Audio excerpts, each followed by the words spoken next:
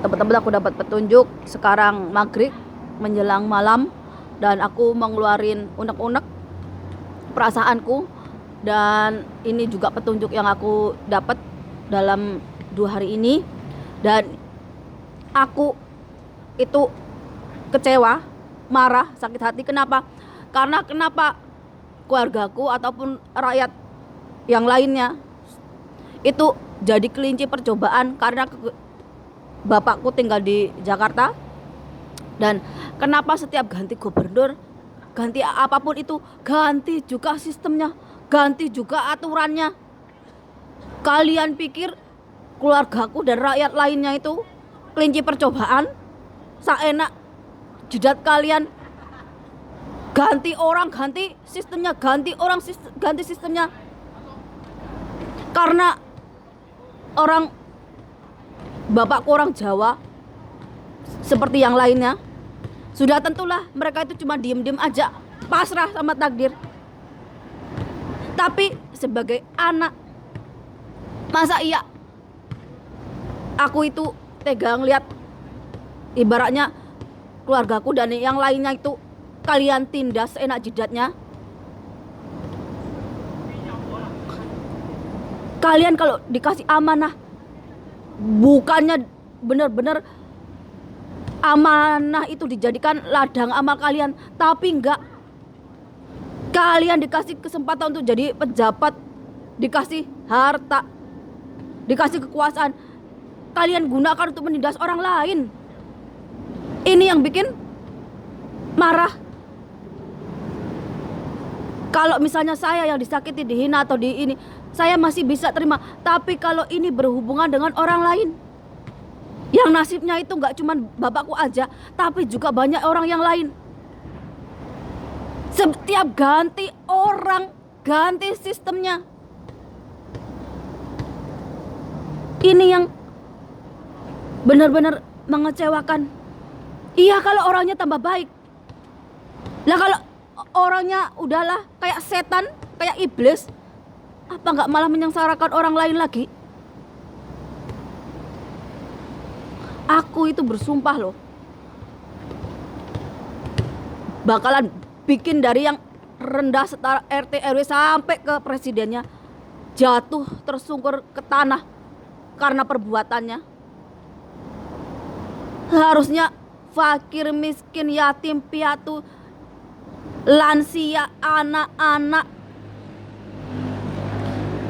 single father, single mom itu jadi perhatian, jadi amanah kalian. Ini malah mereka yang kalian tindas, yang kalian, apa gunanya kalian itu belajar agama, berkitab-kitab, sampai ke luar negeri, sampai kemana-mana, kalau melihat yang di depan mata aja untuk merasakan penderitaan orang lain kalian gak bisa. Bener-bener aku bersumpah kalau kalian gak jatuh tersungkur. Saya bukan keturunan orang Jawa, apalagi kalian itu udah melenceng jauh dari yang namanya moral, etika, budi pekerti. Sampai ada yang ngajarin jangan balas budi. Kalian lama-lama lebih jahat dari iblis, lebih jahat dari hewan. Kalian bener-bener dikasih kesempatan, bukannya di kesempatan itu dijadikan untuk kalian merubah menjadi orang yang baik, bukan. Malah kalian menggunakan apa yang Tuhan kasih itu untuk kesenangan kalian sendiri. Apalagi kalian itu dikasih bencana, tahu nggak? Kalian itu dihukum sama Tuhan. Kenapa? Karena kalian suka sekali. Udah tahu orang itu korupsi, udah tahu itu orang jahat, udah itu tahu orang nggak baik, tapi kalian buta mata hatinya, buta matanya, buta telinganya. malah didukung untuk jadi pemimpin, didukung untuk jadi legislatif, didukung jadi kader dan sebagainya. Udah tahu dia itu gak jadi pemimpin yang baik, yang amanah, malah didukung. Jadi hukumannya juga untuk rakyatnya juga. Kalau udah tahu salah ya salah, kalau bener ya bener.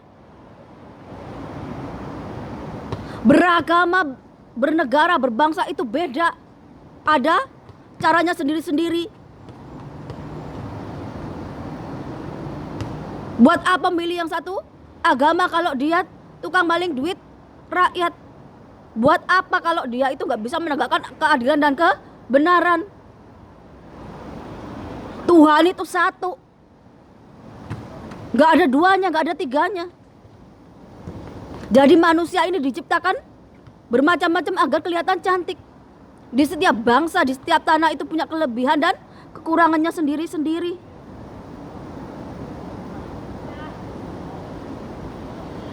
Kalian hidup di tanah Jawa, makan minum di tanah Jawa, tapi kalian suka sekali merendahkan tanah Jawa, suka sekali merendahkan nenek moyang kalian sendiri.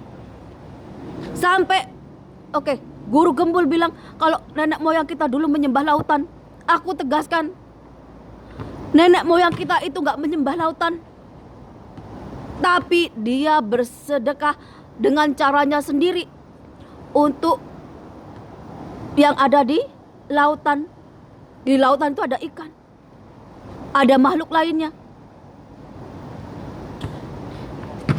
Kalau kalian aja masih sedekah sesama manusia, masih pilih-pilih, nenek moyang kita enggak. Dia sudah bisa berbagi dengan seluruh makhluk yang Tuhan ciptakan. Makanya mereka diberi kemakmuran. Kalian mau belajar ke luar negeri, kemana-mana pun, kalian mau menghafalkan kitab beribu-ribu kitab, tetap beda dengan kalian belajar dari diri kalian sendiri, dari pengalaman hidup kalian sendiri. Kenapa? Karena di dalam diri kita ini ada unsur alam semesta, ada tanah, ada air, ada api dan sebagainya. Kenapa? Karena di situ kita bisa mencintai tanah air kita, kita mencintai nenek moyang kita, leluhur kita. Bapak ibu kita itu wakil Tuhan. Karena mereka kita terlahir ke dunia ini. Jadi kita sebagai orang Jawa, orang Nusantara, gak diajarkan jadi anak yang durhaka. Beda dengan Islam versi Arab yang bisa mengkafirkan, menyesajakan orang tua sendiri hanya karena beda agama. Karena itulah akhlak moralnya itu jauh menyimpang, yang namanya keadilan dan kebenaran. Orang Jawa, orang Nusantara, laki-laki dan perempuan itu punya derajat yang sama, karena sama-sama makhluk ciptaan Tuhan. Jadi kalau suami kita itu tiba-tiba mati, tiba-tiba ngilang, walaupun kita punya anak banyak, kita masih bisa bertahan. Kenapa? Karena kita menggantungkan hidup kita ke Tuhan yang Maha Esa. Kita masih bisa jadi perempuan yang hebat. Kita masih bisa jadi perempuan-perempuan yang lindungi. Ini sejarah nenek moyang kita. Jadi apa? Jadi kita gantungkan hidup kita itu sama Tuhan, bukan sama makhluk lain. Entah itu laki-laki, entah dukun, entah kiai, entah ulama, enggak. Tapi gantungkan diri kita kepada Tuhan. Semua orang punya leluhur, punya Gus Dur ya nerusin leluhurnya, si Wowo ya nerusin leluhurnya. Sama, saya juga punya leluhur. Apalagi kalau bapak saya, aku lihat bapak saya dijadikan kelinci percobaan sama pemerintah.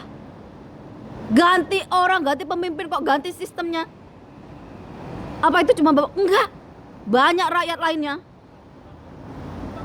Ganti pemimpin, ganti sistem, ganti RT RW, ganti lagi acaranya.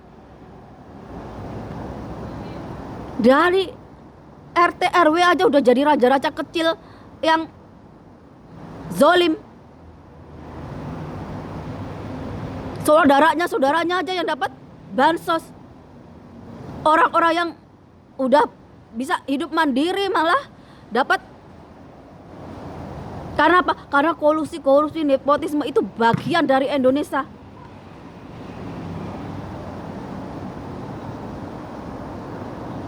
Kalau bukan hukum Tuhan yang ngadilin, gak bakalan selesai itu. Mau sampai kiamat. Karena kenapa? Karena mereka orang-orang yang tamak, orang-orang yang rakus. Kalau gak mati, gak akan berhenti.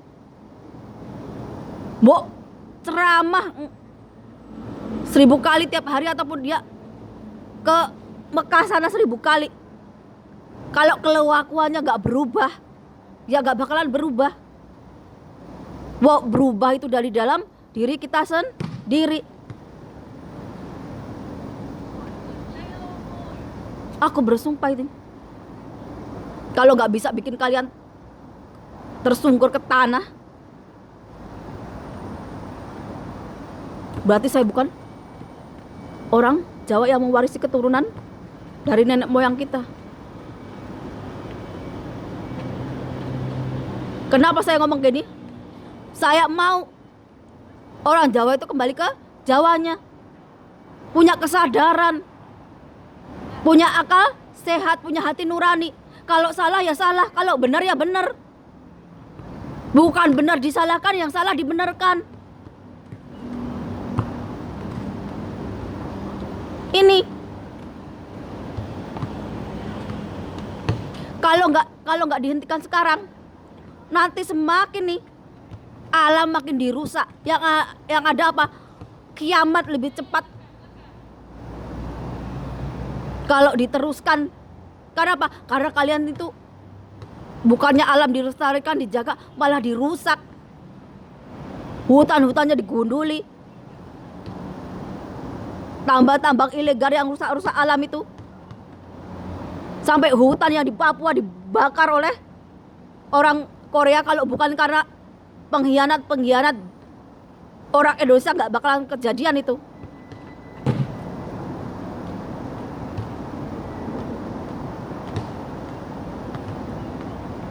Kalau kalian udah tersungkur ke tanah, mau nggak mau kalian bakal nyari saya. Ini sumpahnya orang Jawa. Tuhan akan membela orang yang benar, orang yang berdiri di jalan yang lurus, yang menegakkan kebenaran dan keadilan. Karena apa? Karena Tuhan Maha Suci, Maha Adil. Manusia itu dihukum oleh perbuatannya sendiri. Itu gunanya ngaji diri. Kalau nggak dihentikan, kalian ini yang serakah-serakah, tamak-tamak ini cuman bawa malapetaka untuk orang lain.